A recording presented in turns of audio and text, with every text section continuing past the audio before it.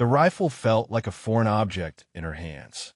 Coraline Vance stood at lane 7 of the qualification range, the cold morning air biting at her exposed fingers as she tried to steady her breathing. Around her, the other trainees moved through their positions with mechanical precision, the sharp crack of gunfire echoing across the Nevada desert like a drum roll, counting down to her inevitable failure. Before we continue with what happened next, drop a comment and let us know what state you are watching from.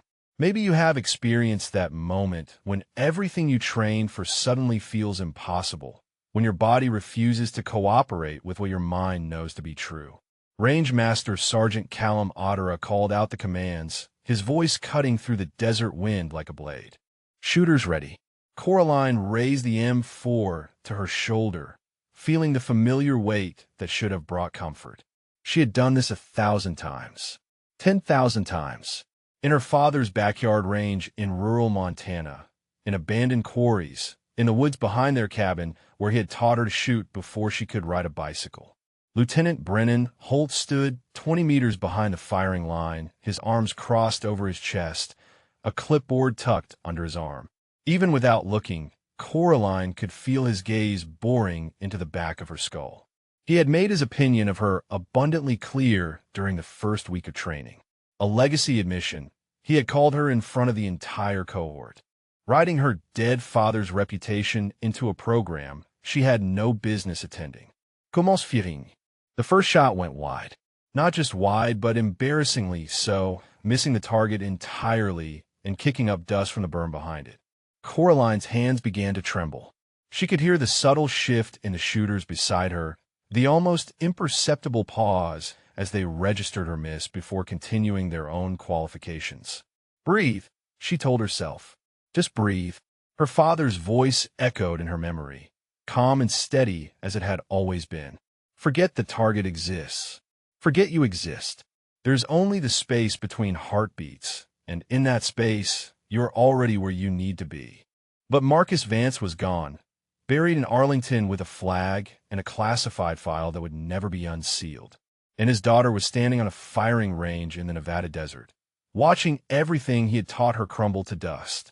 The second shot hit the outer ring. The third missed entirely. By the fifth round, Coraline's vision had begun to blur, not from tears but from the peculiar tunnel vision that always preceded what she had come to think of as the freeze. Her nervous system was betraying her, flooding her body with cortisol and adrenaline at precisely the wrong moment, turning muscles that should have been steady into trembling uncertainty. She heard laughter from somewhere behind her. Not loud, not obvious, but present. The kind of laughter that was meant to be heard by its target while maintaining plausible deniability. Ceasefire. Clear all weapons. Coraline lowered the rifle, her score already displayed on the electronic board beside her lane. 17 out of a possible 40. A score so low it barely qualified as participation. Around her, the other trainees posted numbers in the high 30s, a few perfect 40s scattered among them like accusations. Lieutenant Holt approached her lane, his boots crunching on the gravel with deliberate slowness. He did not need to say anything. The disappointment, the confirmation of every assumption he had made about her, was written clearly across his angular features. Vance, he said, and even her name sounded like an indictment in his mouth. Report to my office at 1400. We need to discuss your future in this program. Yes, sir, she managed, her voice barely above a whisper. He walked away without another word, and Coraline began the mechanical process of clearing her weapon, her hands still shaking.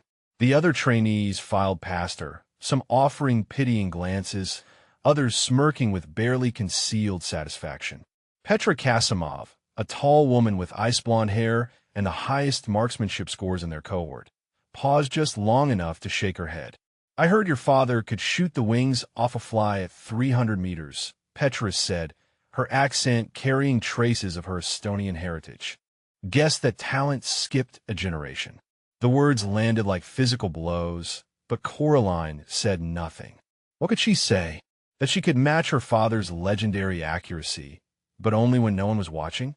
That the same woman who had just embarrassed herself on this range, had once cleared a hostile compound in a training scenario so flawlessly that her father had wept with pride?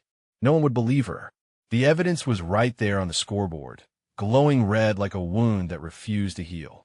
The tactical decision-making simulator was a converted aircraft hangar filled with projected environments and computerized hostiles. Coraline stood in the center of the space, her training weapon raised, waiting for the scenario to begin. Around her, the walls flickered to life with the image of a Middle Eastern marketplace, civilians wandering between stalls while hidden threats lurked in doorways and alleyways. Lieutenant Holt observed from the control room above, his silhouette visible through the tinted glass. Beside him sat 3 other evaluators, their clipboards ready to document every hesitation, every wrong decision, every failure. Scenario begins in 5 seconds, the computerized voice announced. 4, 3, 2, 1. The marketplace erupted into chaos. Simulated gunfire crackled from speakers positioned throughout the hangar. Civilians scattered in every direction, their programmed movements designed to obscure the hostiles mixed among them.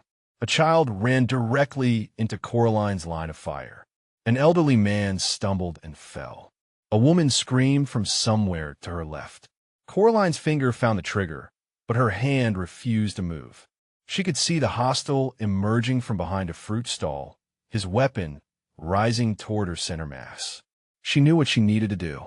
The shot was clean, the angle perfect, the collateral risk minimal. Her father had drilled this exact scenario into her hundreds of times in the forests of Montana, using cardboard cutouts and paint rounds. But the control room was watching. The evaluators were scoring. Lieutenant Holt was waiting for her to fail. Her muscles locked. The trembling began in her shoulders and spread downward like ice water flooding her veins. The hostile's simulated round struck her vest sensor, and the system registered the hit with a harsh buzzing sound. Trainee eliminated, the computer announced. Scenario terminated. Time survived 11 seconds. The projections faded, leaving Coraline standing alone in the empty hangar, the fluorescent lights flickering back to life with clinical indifference. She could hear movement in the control room above, voices conferring in tones too low to distinguish. When Lieutenant Holt emerged from the stairwell, his expression had hardened into something beyond disappointment. This was satisfaction, the grim pleasure of having his assumptions confirmed. 11 seconds, he said, approaching her with measured steps. The average trainee survives 4 minutes on their first attempt. The program record is 17 minutes. You lasted 11 seconds. Sir, I can explain, Coraline began, but he raised a hand to silence her. There is nothing to explain, Vance. Your scores speak for themselves. Marksmanship in the bottom 3%. Physical fitness adequate, but unremarkable. And now, tactical decision-making that would get an entire squad killed in the field. He paused, letting the weight of his words settle over her like a shroud. I am recommending your immediate dismissal from the program. The words should have devastated her. Instead, they brought a strange numbness, as if some part of her had been expecting this moment since the day she arrived. She nodded slowly, not trusting her voice to remain steady. You have 24 hours to appeal my recommendation to the base commander, Lieutenant Holt continued. I suggest you use that time to pack your belongings instead. He turned and walked away, leaving her alone in the cavernous space. The other trainees would be in the mess hall now, sharing stories of their own simulator runs, comparing times and strategies. None of them would have lasted only 11 seconds. None of them would be facing dismissal. Coraline remained in the hangar long after the lights had been dimmed, sitting on the cold concrete floor with her back against the wall. The darkness was comforting in its anonymity, a space where no one was watching, no one was evaluating. Almost without thinking, she rose and approached the simulator control panel. The system was still active, waiting to be reset for the next day's evaluations. Her fingers moved across the interface, calling up the same scenario that had defeated her hours earlier. She did not activate the recording function. She did not alert anyone to her presence. She simply pressed the start button and let the marketplace spring to life around her once more. This time, there was no control room filled with observers. No clipboard scratching notes about her deficiencies. No Lieutenant Holt waiting to document her failure. This time, there was only her and the scenario. The chaos erupted exactly as before. Civilians scattered. Hostiles emerged. The child ran across her line of fire. But now Coraline's hands were steady. Her breathing was calm. She moved through the marketplace like water flowing around stones, her weapon rising and falling with mechanical precision. The first hostile dropped before he could raise his weapon. The second fell mid-stride. She cleared the fruit stall, the alleyway, the rooftop sniper position that had been invisible during her first attempt. Her body remembered everything her father had taught her, every drill, every lesson, every whispered correction during those long Montana nights. When the scenario finally ended, the computerized voice announced her time with what almost sounded like surprise. Scenario complete. Time survived, 19 minutes and 47 seconds. New facility record. Coraline lowered her weapon, her heart pounding not from fear, but from exhilaration. For 19 minutes, she had been exactly who her father had trained her to be. From the shadows near the hangar entrance, Chief Warrant Officer Yolanda Briggs watched in silence, her weathered face unreadable as she documented what she had just witnessed on her personal tablet. She had suspected something was wrong with the Vance girl's evaluations for weeks now. The disconnect between her file and her performance had been too stark to ignore. Now she had proof. The question was what to do with it. The memory came to her that night as she lay in her bunk, staring at the ceiling while the other trainees slept soundly around her. She was 12 years old again, standing in the meadow behind their cabin in Montana, a rifle that seemed too large for her small frame pressed against her shoulder. "You are thinking too much," her father said, his voice carrying that particular patience he reserved for their training sessions. He knelt beside her, his calloused hand gently adjusting her grip. "The moment you start thinking about the shot, you have already missed it.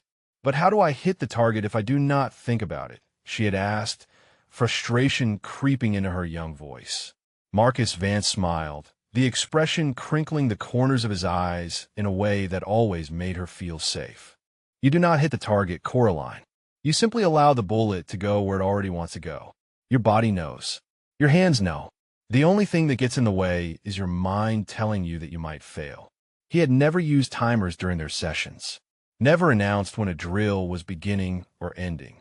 Instead, he would create scenarios without warning, interrupting her breakfast or waking her in the middle of the night, teaching her to respond to chaos with instinct rather than calculation.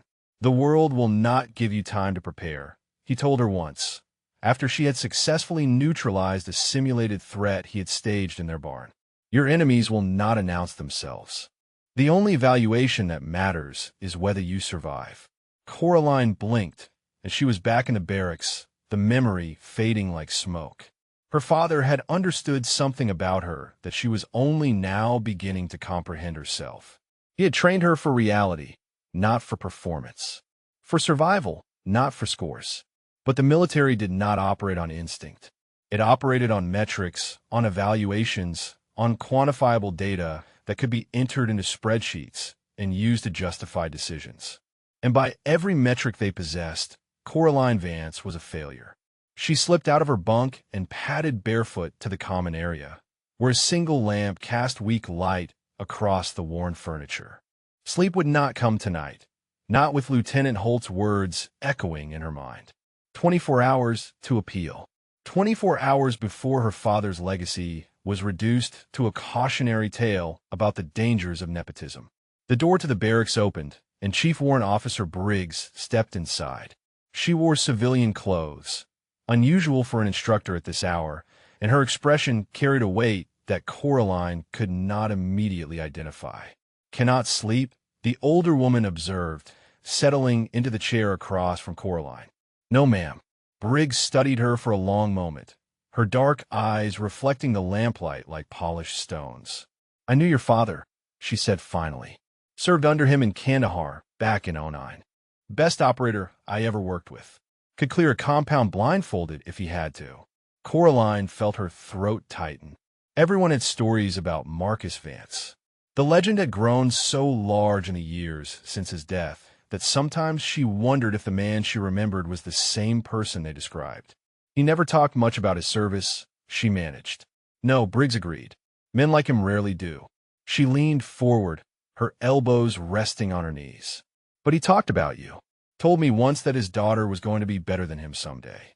Said you had something he had to learn, something that came natural to you. The words struck Coraline like a physical blow. Her father had never said anything like that to her directly. He had praised her progress, corrected her mistakes, pushed her to improve. But better than him? The idea seemed impossible. I watched the simulator footage from today. Briggs continued, her voice dropping lower. Both sessions. Coraline's blood turned to ice. The second run, the one she had done alone, without recording, without observers. Except the system always recorded. She had been foolish to think otherwise. 11 seconds the first time, Briggs said. 19 minutes and 47 seconds the second time. Same scenario. Same trainee. She paused, letting the contradiction hang in the air between them. You want to explain that to me? I cannot explain it, Coraline whispered. I have never been able to explain it. When people are watching, when I know I am being evaluated, something happens. My body locks up. My hands shake. Everything my father taught me just disappears. Briggs nodded slowly, as if this confirmed something she had already suspected. Performance anxiety is common enough. But what you have goes beyond that. This is neurological, physiological. Have you ever been diagnosed? My father never believed in diagnoses. He just adapted his training to work around it. Smart man. Briggs rose from her chair, moving toward the door. Lieutenant Holt has submitted his recommendation. The base commander will review it tomorrow afternoon. She paused with her hand on the handle. I cannot promise anything, Vance, but I'm going to make sure the right people see that second recording. She disappeared into the night, leaving Coraline alone with a fragile ember of hope burning in her chest. Someone had finally seen the truth. Whether it would be enough to save her remained to be seen. The black SUV arrived at 0700, kicking up dust as it rolled through the facility gates. Word spread through the barracks like wildfire. A SEAL commander was conducting an inspection tour, and every trainee knew that careers could be made or broken by a single interaction with brass of that caliber. Commander Declan Thorne stepped out of a vehicle with the economy of movement that marked decades of operational experience. His silver hair was cropped close to his skull, and his eyes carried the particular stillness of a man who had seen enough combat to be permanently altered by it.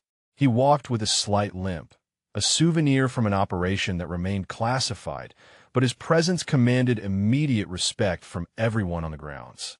Lieutenant Holt was there to greet him, his uniform pressed to perfection, his handshake firm and professional. Coraline watched from across the quad, knowing that her fate was likely being discussed in whatever briefing would follow. By this time tomorrow, she would either be granted an unlikely reprieve or packing her bag for the long drive home.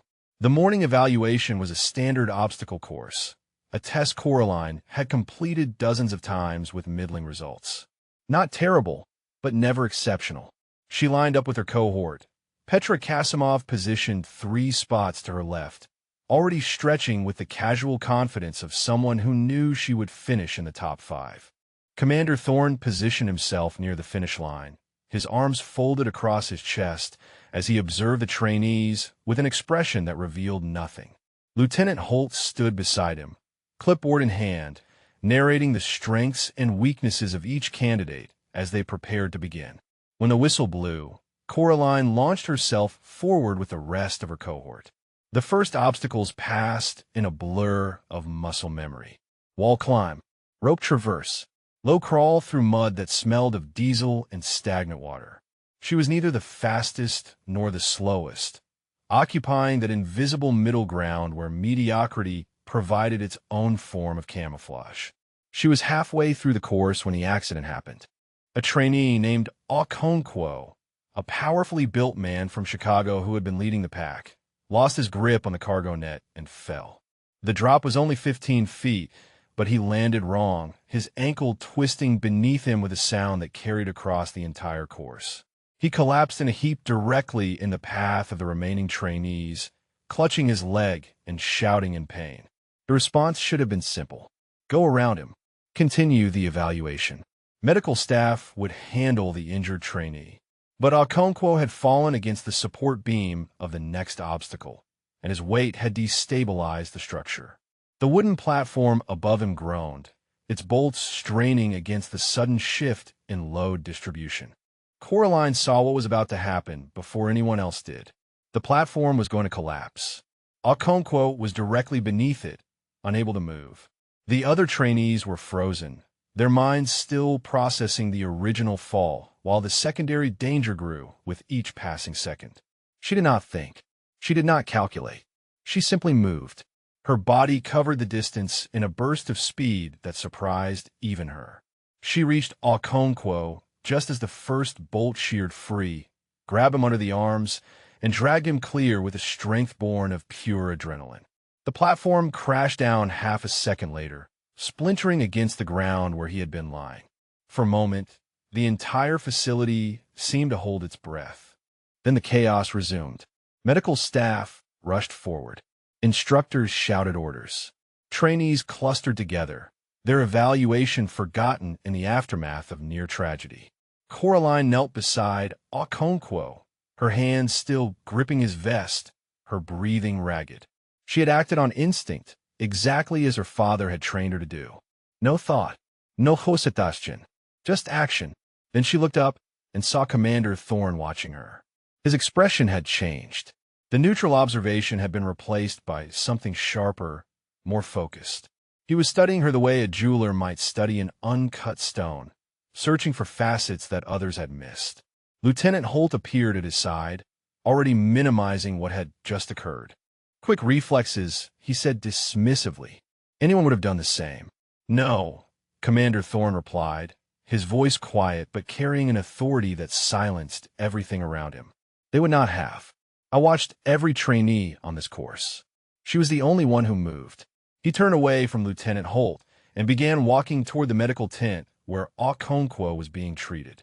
But his eyes found Coraline one more time before he disappeared from view. And in that brief glance, she saw something that had been absent from every evaluation she had ever received. Recognition. That evening, Chief Briggs found Coraline in the mess hall, sitting alone at a corner table while her cohort celebrated Okonkwo's relatively minor injuries. The platform could have killed him. A sprained ankle was a small price to pay.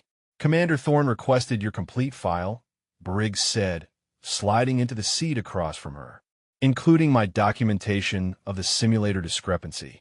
Coraline's heart stuttered. Is that good or bad? Briggs allowed herself a small smile. With Thorn, it is hard to say, but I can tell you this much. He does not request files on trainees he has already written off. Lieutenant Holt stood before Commander Thorn in the administrative building, a thick folder spread across the conference table between them. The morning sun cast long shadows through the blinds, striping the room with bars of light and darkness that seemed appropriate for the nature of their discussion. Her marksmanship scores are abysmal, Holt said, sliding a chart across the polished wood. Bottom 3% of her cohort. Her tactical decision-making evaluation lasted 11 seconds. 11. I have seen recruits wash out with better numbers than this. Commander Thorn studied the documents without expression, his weathered hands turning pages with deliberate patience. And her physical fitness assessments? Adequate. Nothing remarkable. She meets minimum standards, but has never exceeded them in any recorded evaluation. Holt leaned forward, his voice taking on the tone of a prosecutor delivering closing arguments. Commander, I understand the desire to honor her father's memory. Marcus Vance was a legend, but his daughter is not him. Keeping her in this program is not a tribute to his legacy. It is an insult to it. Thorn remained silent for a long moment, his eyes fixed on a particular page in the folder. Then he spoke, his voice carrying the quiet authority that had commanded respect in war zones across 3 continents. Tell me about this simulator discrepancy. Holt's composure flickered, just for an instant. Sir, Chief Warrant Officer Briggs documented 2 runs of the same tactical scenario.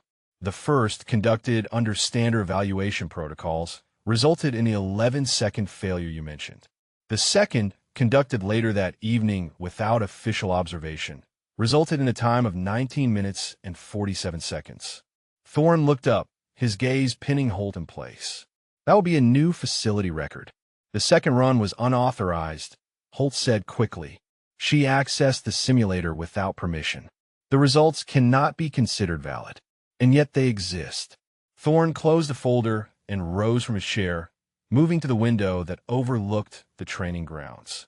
I have commanded men and women in situations where evaluation scores meant nothing, where the only metric that mattered was whether they could perform when lives were on the line.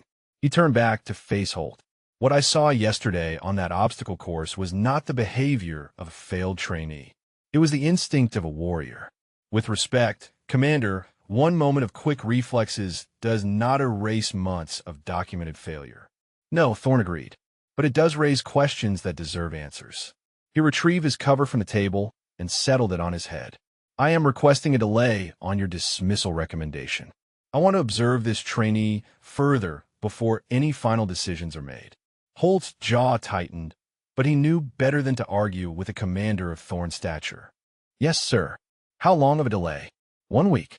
Thorne moved toward the door, then paused with his hand on the frame. And Lieutenant? I expect her to be given every opportunity to succeed during that time, not every opportunity to fail. He departed without waiting for a response, leaving Holt alone with the folder and the bitter taste of having his authority questioned. Coraline knew nothing of this conversation as she made her way across the facility grounds toward the western perimeter. The Nevada desert stretched beyond the fence line, an endless expanse of brown and gold that reminded her of the Montana wilderness, where her father had forged her into something the military could not seem to recognize. She had skipped the afternoon training session, a decision that would likely add another black mark to her already stained record. But she needed space. She needed silence. She needed to stand at her father's grave, even if that grave was 2,000 miles away. The small memorial garden near the base chapel would have to suffice. A brass plaque on the wall listed the names of operators who had given their lives in service, and among them, etched in letters that caught the afternoon light, was the name Marcus Elijah Vance. Coraline stood before the plaque, her fingers tracing the familiar letters. She had been 17 when the notification officers arrived at their cabin, had watched through the window as they walked up the gravel path in their dress uniforms, their faces already arranged into expressions of practiced sympathy. She had known before they spoke a single word. I am failing you, she whispered to the plaque. Everything you taught me, everything you believed I could become. I cannot make them see it. I cannot make myself show them. The wind offered no response. Only the distant sound of trainees running drills and the occasional bark of an instructor's commands. I think I need to let it go, Dad. Accept that I am not meant for this world. Your world. Maybe the best way to honor you is to stop embarrassing your memory. She wiped her eyes with the back of her hand, surprised to find them wet. She had not cried since the funeral, had locked that grief away in a compartment she rarely accessed. But standing here, facing the end of everything she had worked toward, the wall she had built felt dangerously thin. A voice interrupted her solitude. Vance. She turned to find Petra Kasimov standing a few meters away, her expression uncharacteristically uncertain. The Estonian woman who had mocked her failure now seemed hesitant, almost uncomfortable. What do you want? Coraline asked, her voice flat. Petra was silent for a moment, her eyes moving to the memorial plaque and then back to Coraline. I saw what you did yesterday. With Okonkwo. She paused, as if the next words were difficult to form. That was not luck. That was not coincidence. You moved before anyone else even understood what was happening. Does it matter? Petra stepped closer, her voice dropping. I have been watching you, Vance. On the range. In the simulators. Something is wrong with your evaluations. The way you move when you think no one is looking, it does not match the person who freezes during tests. Coraline stared at her, uncertain whether this was mockery or something else entirely. What is your point? My point is that I may have misjudged you. Petra crossed her arms, her defensive posture betraying her discomfort with vulnerability. And I do not like being wrong. The summons arrived at 2100 hours, delivered by a young corporal who seemed nervous about interrupting the evening meal. Commander Thorn requests your presence at the officers' quarters, he said, his eyes avoiding direct contact with Coraline. Immediately, the walk across the facility felt longer than usual, each step carrying her closer to a conversation that could determine everything. The officers' quarters were located in a separate building near the administrative complex, reserved for visiting brass and distinguished guests. Coraline had never set foot inside. Commander Thorn was waiting in a small sitting room, 2 chairs positioned before a window that overlooked the darkened training grounds. He had removed his cover, and his posture was relaxed, a departure from the rigid formality she had witnessed during his inspection tour. "Sit down, Vance," he said, gesturing to the empty chair. "This is not an official meeting. Consider it a conversation between 2 people who share a mutual acquaintance." Coraline lowered herself into the chair, her back straight despite his invitation to relax. "Sir, if this is about my father, I want you to know that I am not asking for special treatment because of who he was." Thorn studied her for a moment, then surprised her with a quiet laugh. "No, I do not imagine you are. In fact, I suspect you would prefer if no one here knew about your connection to Marcus Vance at all. It would make your failures easier to bear if they belonged only to you." The accuracy of his observation unsettled her.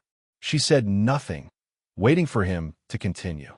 "I served with your father on 3 operations," Thorn said, his gaze drifting to the window. "The last one was in a location I still cannot name, doing things that will never appear in any official record. He was the finest operator I have ever known. Not because of his skills, though those were extraordinary, but because he understood something that most soldiers never grasp." "What was that, sir?" "That training and performance are not the same thing."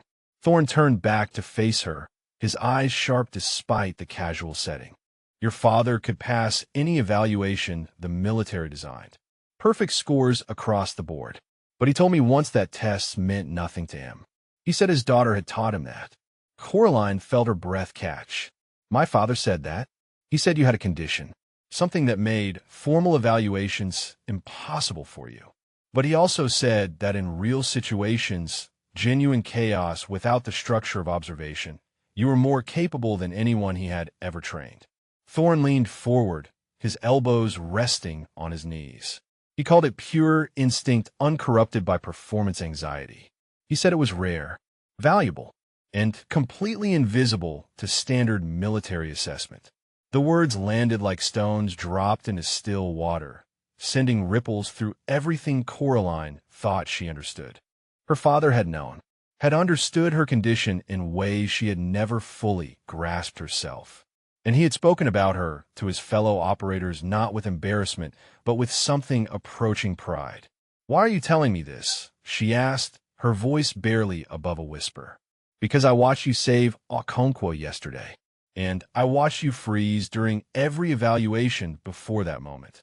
Thorn rose from his chair and moved to the window, his silhouette dark against the glass. "The military has spent decades perfecting its assessment protocols. We test and measure and quantify because it gives us the illusion of certainty. But war is not certain. Combat is not a controlled environment. And sometimes the people who perform worst on paper are the ones you want beside you when everything falls apart. Lieutenant Holt does not see it that way. Lieutenant Holt is an excellent instructor who has produced many fine soldiers. But his vision is limited by the metrics he has been trained to trust." Thorn turned back to face her. "I'm not limited by those same constraints." Coraline stood, uncertain what response was expected. "What happens now, sir? Now I ask you some questions, and I need you to answer them honestly." He returned to his chair, his posture open, but his eyes intense. "Tell me about your father's training methods. Not the results, but the process. How did he teach you?" The question unlocked something in Coraline's memory, and she found herself speaking freely for the first time since arriving at the facility. She described the unannounced drills at all hours, The scenarios staged without warning. The complete absence of timers and scorecards and formal evaluation structures. She explained how her father had adapted every lesson to work around her condition, teaching her to trust her body when her conscious mind would betray her. Thorne listened without interruption, occasionally nodding as if she were confirming suspicions he had already formed. When she finished, the room fell silent for a long moment. Your father created a warrior who cannot function within traditional military frameworks, he said finally. But that does not mean you cannot function at all. It means we have been measuring you with the wrong instruments. He stood and retrieved a small notebook from his jacket pocket, scribbling something on a blank page before tearing it free and handing it to her. Report to Training Ground 7 at off 500 tomorrow. Tell no one where you're going or why. Coraline looked at the paper, which contained nothing but the location and time. What will happen there? Thorne moved to the door and opened it, signaling the end of their conversation. That depends entirely on you, Vance. But I suggest you get some sleep. Tomorrow will be demanding. The training exercise was routine, a live-fire qualification using standard ammunition on static targets. Coraline stood in formation with her cohort under the harsh morning sun, waiting for her rotation while trying to ignore the familiar knot of anxiety forming in her stomach. Commander Thorne's mysterious summons was still hours away, but first she had to survive another public demonstration of her inadequacy. Range Safety Officer Wendell Crow addressed the assembled trainees with the bored efficiency of someone who had delivered the same briefing 1,000 times. Weapons have been inspected and cleared. Each shooter will engage 5 targets at distances ranging from 50 to 200 meters. Scoring is standard qualification protocol. Coraline noticed Lieutenant Holt positioned near the observation tower, his presence a reminder that her every failure was being cataloged for the dismissal recommendation he was surely still preparing despite Commander Thorne's intervention. The first rotation took their positions. Rifles cracked in controlled bursts. Scores were announced and recorded. The line advanced. Then something went wrong. A trainee named Haruki Sato was loading his second magazine when the malfunction occurred. Later investigation would reveal that a round had been improperly seated during the ammunition preparation, creating a dangerous pressure buildup in the chamber. In the moment, all anyone knew was that Sato's rifle erupted with a sound that was distinctly wrong, a sharp metallic shriek followed by the clatter of components scattering across the concrete. Sato stumbled backward, clutching his hand, blood already streaming between his fingers. The trainees around him froze, their training momentarily overwhelmed by the shock of seeing one of their own injured. But the danger was not over. The catastrophic failure had sent the rifle's bolt carrier rocketing backward with enough force to shatter the wooden partition between firing lanes. The trajectory carried it directly toward a cluster of trainees who had been waiting for their rotation, their backs turned to the range as they discussed the morning scores. Coraline saw it happen in fragments of time that seemed to stretch into hours. The metal projectile spinning through the air. The unsuspecting trainees. Petra Kasimov standing at the edge of the group, laughing at something someone had said, completely unaware of the danger hurtling toward her skull. There was no thought, no calculation, no awareness of being observed or evaluated. Coraline moved. She covered 15 meters in what witnesses would later describe as an impossible burst of speed, her body low and driving forward like a sprinter launching for blocks. She hit Petra with a diving tackle that sent them both crashing to the ground just as the bolt carrier whistled past, close enough to stir the hair on the back of Coraline's neck before embedding itself in a supply crate 10 meters beyond. The range erupted into controlled chaos. Safety officers shouted commands. Medical personnel rushed towards Sato. Instructors began securing weapons and clearing the area. Coraline pushed herself up from the ground, her palms scraped raw from the concrete, her heart hammering against her ribs. Beneath her, Petra stared upward with an expression of stunned disbelief. Petra started, then stopped, her voice failing her. Are you hurt? Coraline asked, the words automatic, her body still operating on the instinct that had propelled her across the range. Petra shook her head slowly, her eyes never leaving Coraline's face. That thing would have killed me. I did not even see it coming. How did you see it coming? Coraline had no answer. She had not seen it in any conscious sense. Her body had simply recognized the threat and responded before her mind could interfere with doubt or hesitation. She became aware of silence spreading through the chaos around her. Trainees had stopped moving. Instructors had paused their emergency protocols. Everyone was staring at her, with expressions ranging from confusion to awe. Lieutenant Holt pushed through the crowd, his face a mask of barely controlled frustration. He looked at Coraline, then at the supply crate where the bolt carrier had embedded itself, then back at Coraline. For a moment, it seemed like he might say something dismissive, might find some way to minimize what had just occurred. Then another voice cut through the tension. Everyone saw that. Commander Thorne stood at the edge of the range, his arms crossed over his chest, his eyes fixed on Coraline with an intensity that made her skin prickle. Everyone saw exactly what just happened. He continued, his voice carrying across the suddenly quiet training ground. A trainee who cannot pass a basic marksmanship qualification just demonstrated reflexes and situational awareness that saved a life. He turned his gaze to Lieutenant Holt. Tell me again how your evaluation metrics capture everything we need to know about a soldier's capabilities. Holt's jaw tightened, but he remained silent. Commander Thorne approached Coraline, his expression unreadable. Training ground 7. Off of 100 tomorrow. He glanced at Petra, who was still sitting on the ground, processing her near-death experience. Bring her with you. He walked away without explanation, leaving Coraline standing in the middle of the range with scraped palms and 100 questions she did not know how to ask. Petra finally rose to her feet, brushing dust from her uniform with trembling hands. She met Coraline's eyes, and something unspoken passed between them. I think, Petra said quietly, that I owe you more than an apology. Lieutenant Holt requested an emergency meeting with the base commander that evening, his frustration finally boiling over in a formal action. Colonel Miriam Stanhope listened from behind her desk as he laid out his case, his voice tight with barely contained anger. 2 incidents do not erase months of documented failure, he insisted, pacing before her desk like a caged predator. Quick reflexes in crisis situations are admirable but insufficient. We are training elite operators, not emergency responders. If she cannot perform under standard evaluation conditions, she cannot be trusted to perform in combat. Colonel Stanhope, a compact woman with steel gray hair and 3 decades of service etched into the lines of her face, regarded him with measured patience. Commander Thorne seems to disagree with your assessment. Commander Thorne is allowing sentiment to cloud his judgment. He served with her father. He is seeing what he wants to see rather than what the data clearly shows. And what does the data show, Lieutenant? Holt spread his hands as if the answer were self-evident.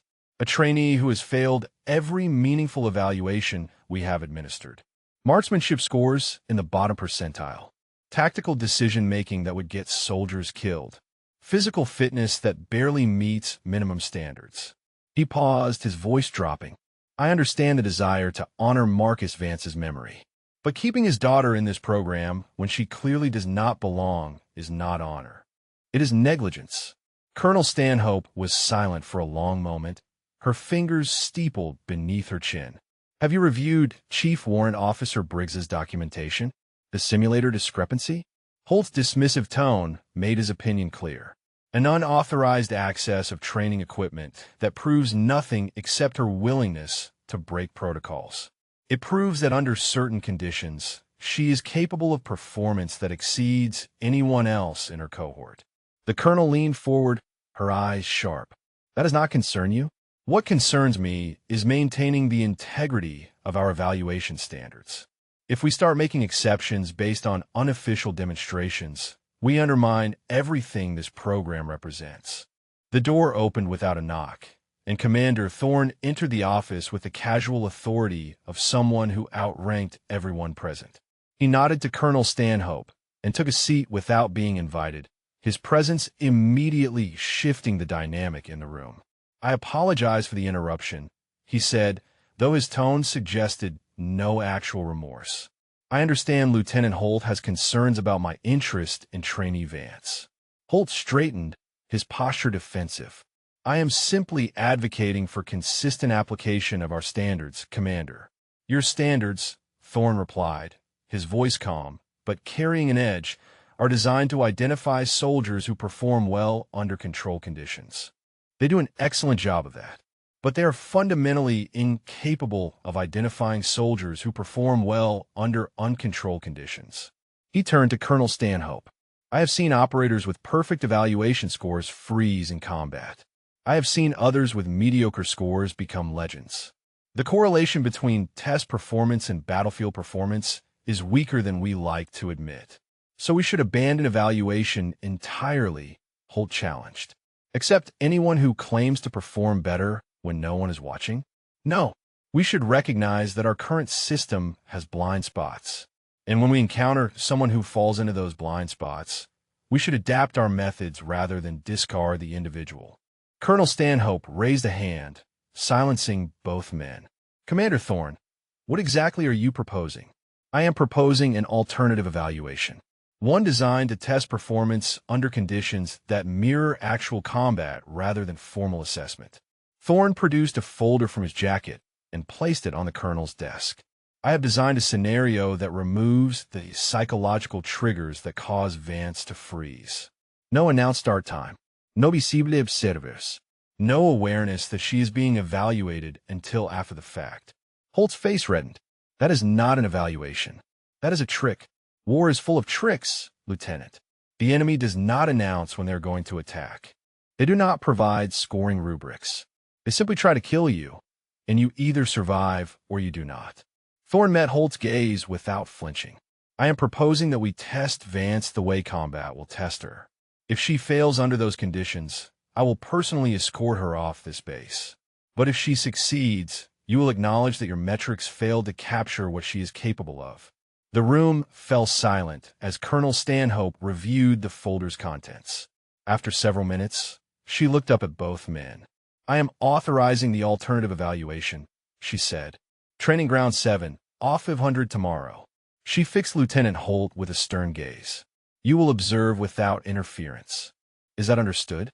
Holt's jaw clenched, but he nodded. "Yes, ma'am." Thorne rose from his chair, his expression revealing nothing of whatever satisfaction he might have felt. "I suggest everyone get some rest. Tomorrow will be illuminating." He departed, leaving Holt standing before the colonel's desk with the bitter understanding that his authority had been superseded. Whatever happened at Training Ground 7 would determine not just Coraline Vance's future, but his own credibility as an evaluator of talent. The stakes had never been higher. The night before the evaluation, Coraline could not sleep. She lay in her bunk staring at the ceiling, listening to the rhythmic breathing of her fellow trainees while her mind churned through every possible outcome of what tomorrow might bring. A soft rustling drew her attention. Petra Kasimov slipped from her own bunk and padded across the barracks floor, settling onto the edge of Coraline's mattress without invitation. "You are thinking too loud," Petra whispered. "I can hear it from across the room." Coraline almost smiled.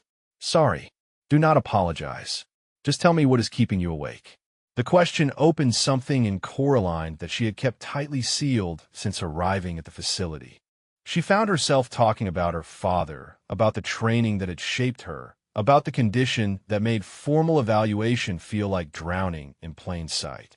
"He never explained why he trained me the way he did," she said, her voice barely audible in the darkness. "I thought it was just his style. Unconventional. But now I think he knew something was different about me. Something that would not fit into normal structures." Petra was quiet for a moment. "My grandmother was the same way," she said finally.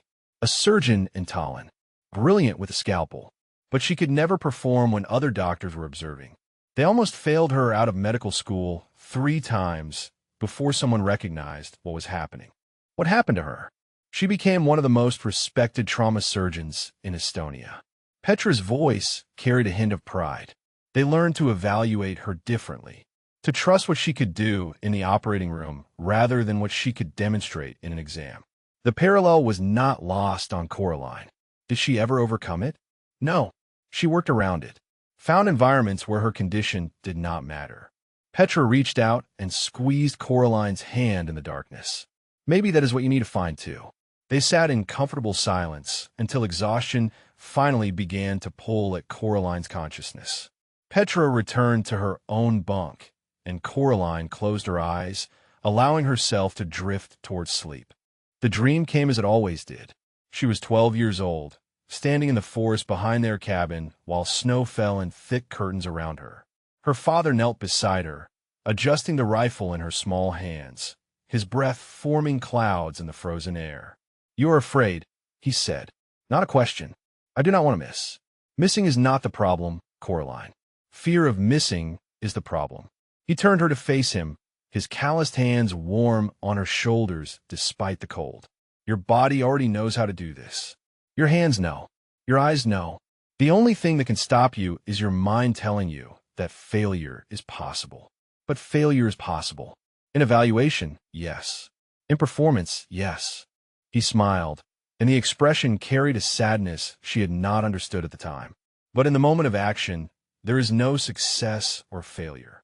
There is only what happens. Your body will choose correctly if you let it. The only question is whether you will get out of its way. The dream shifted, and suddenly she was older, standing in a place she did not recognize. Her father was there, but something was wrong. He was wearing combat gear, his face streaked with dust and something darker. "I have to go," he said, and his voice carried a finality that made her chest ache. "But you need to remember something." "What?" He stepped closer, his eyes locking with hers. "Trust your father." The words echoed strangely, as if spoken from a great distance. And then he was gone, and she was awake, the barracks ceiling swimming in a focus above her.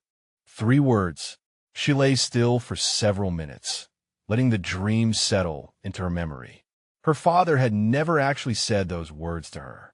The phrase was an invention of her sleeping mind, a message from her subconscious wrapped in the familiar shape of her father's voice. Or perhaps it was something else entirely. The pre-dawn light was beginning to seep through the barracks windows when Coraline finally rose. She dressed in silence, her movements automatic, her mind still turning over those 3 words like stones in a riverbed. Trust your father. Not trust yourself. Not believe in yourself. Trust your father. Trust the training he had given her. Trust the instincts he had cultivated. Trust that everything he had done had been designed to prepare her for exactly this moment. She found Petra waiting outside, already dressed and alert despite the early hour. The Estonian woman fell into step beside her without a word, and together they walked toward Training Ground 7 as the Nevada sun began its climb above the distant mountains. Whatever waited for them there, Coraline realized she was no longer afraid of it. Fear required uncertainty about outcomes. And for the first time since arriving at this place, she felt something close to certainty settling into her bones. Her father had prepared her for this. She just needed to get out of her own way and let his training speak for itself. Training Ground 7 was a sprawling complex of buildings designed to simulate urban combat environments. Abandoned storefronts lined narrow streets. Burned-out vehicles sat at intersections. Windows gaped like empty eye sockets from 3-story structures that could hide any number of threats. Coraline and Petra arrived to find the area seemingly deserted. No instructors waited with clipboards. No other trainees stretched or prepared. The morning sun cast long shadows across the empty streets, and the only sound was the whisper of wind through broken windows. "This does not feel like an evaluation," Petra said, her voice low and cautious. Coraline scanned the environment, her senses automatically cataloging entry points, sight lines, and potential ambush locations. Her father had trained her in places like this, abandoned industrial sites and ghost towns scattered across Montana, where he could create scenarios without warning or structure. "Maybe that is the point," she replied. A door opened somewhere deeper in the complex, the sound carrying clearly in the morning stillness. Then another, and another. Footsteps began echoing from multiple directions, unhurried but purposeful. Coraline's hand moved to her sidearm before she remembered it was not there. They had not been issued weapons. They had not been issued anything. "What is happening?" Petra whispered, her earlier confidence giving way to uncertainty. Before Coraline could respond, figures began emerging from the buildings around them. Men and women in civilian clothes, their faces obscured by balaclavas, their hands holding training weapons that looked disturbingly real. They moved with the coordinated precision of professionals, spreading out to cut off escape routes while closing the distance with deliberate menace. Coraline's mind raced through possibilities. This could be the evaluation Commander Thorne had designed, a scenario meant to trigger her combat instincts without the formal structure that caused her to freeze. Or it could be something else entirely, a training exercise gone wrong, or worse. The uncertainty should have paralyzed her. Instead, she felt something familiar awakening in her chest, the calm focus that only emerged when genuine threat displaced artificial pressure. "Stay close to me," she told Petra, her voice steady despite the situation. The first attacker came from her left, moving fast with a training knife extended. Coraline did not think about technique or form. Her body simply responded, redirecting his momentum, stripping the weapon, and driving him to the ground with an efficiency that surprised even her. "Petra Gaspet, where did that come from?" There was no time to answer. Two more attackers converged from opposite directions, coordinating their approach to divide her attention. Coraline moved between them like water flowing around stones, using their own aggression against them, never meeting force with force, but always redirecting, unbalancing, neutralizing. The scenario escalated. More attackers emerged from doorways and alleys. Training rounds began snapping past, close enough to feel the displaced air. Coraline grabbed Petra and pulled her into the shelter of a burned-out vehicle, her mind already mapping the tactical situation. "There are at least 12 of them," Petra said, her voice tight with controlled fear. "We have no weapons, no communication, no support." Coraline surveyed the surrounding buildings, her eyes catching details that her conscious mind had not yet processed. Movement in a second-floor window, a rifle barrel protruding from a rooftop position, the subtle shift of shadows that indicated concealed personnel. "We have what we need," she said. She moved before Petra could question her, sprinting across open ground in a zigzag pattern that made her impossible to track. The first sniper position was accessible through a fire escape on the building's east side. She scaled it in seconds, her body remembering climbing drills her father had conducted on the cliffs behind their cabin. The sniper never saw her coming. She neutralized him with a chokehold, claimed his training rifle, and used his elevated position to survey the entire engagement area. From here, she could see the pattern of the attack, the coordination points, the vulnerabilities in their formation. She began firing. The training rounds found their targets with mechanical precision. One hostile dropped in the street below. Another stumbled behind a vehicle. A third fell from a rooftop across the complex. Coraline moved between shots, never staying in one position long enough to be targeted, her father's lessons flowing through her like muscle memory. Petra watched from below, her mouth hanging open as the woman who could not pass a basic marksmanship qualification systematically dismantled a 12-person assault team. Within 4 minutes, it was over. Coraline descended from the building to find a training ground littered with hostile personnel nursing bruises and marking paint. She still held the captured rifle, her breathing elevated but controlled, her hands steady as stone. A slow clapping echoed through the empty streets. Commander Thorne emerged from one of the buildings, Lieutenant Holt and Chief Briggs following close behind. The commander's face carried something that might have been satisfaction, while Holt's expression suggested he had just watched the impossible unfold before his eyes.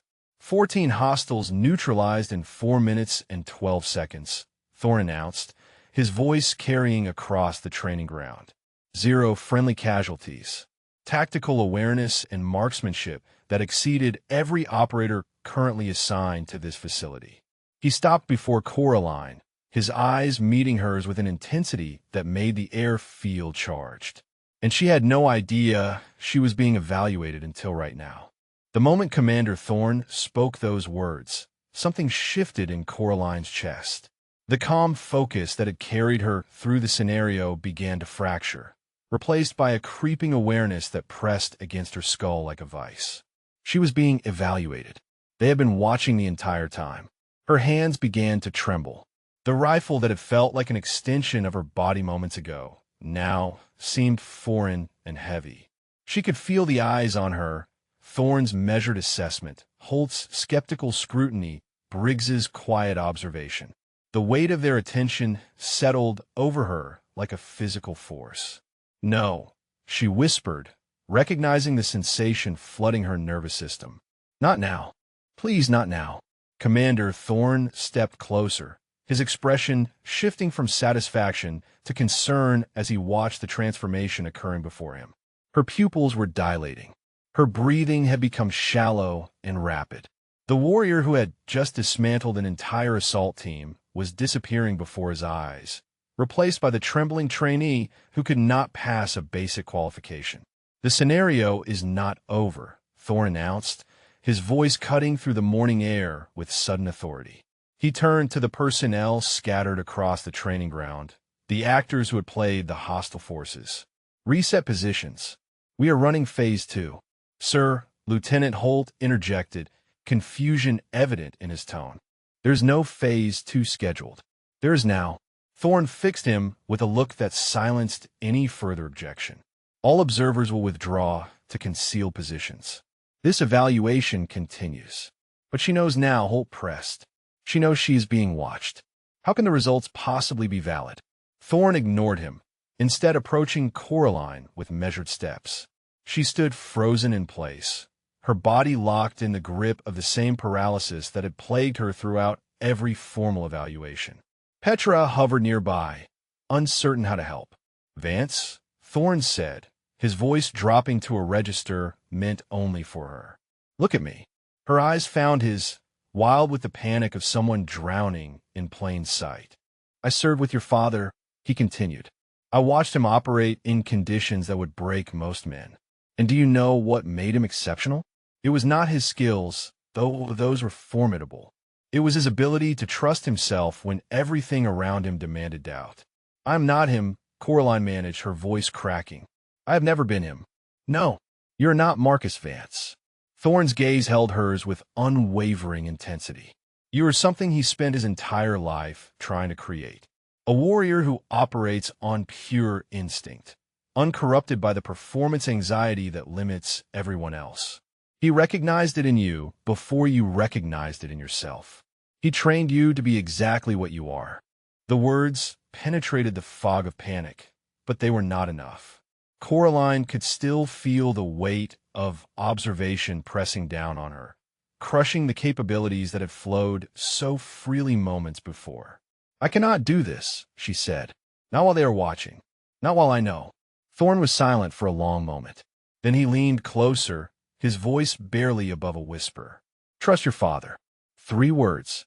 The same 3 words from her dream, spoken now in the waking world by a man who had served beside the person who had shaped her entire existence. Trust your father, not trust yourself, because herself was compromised by fear and doubt and the crushing weight of expectation.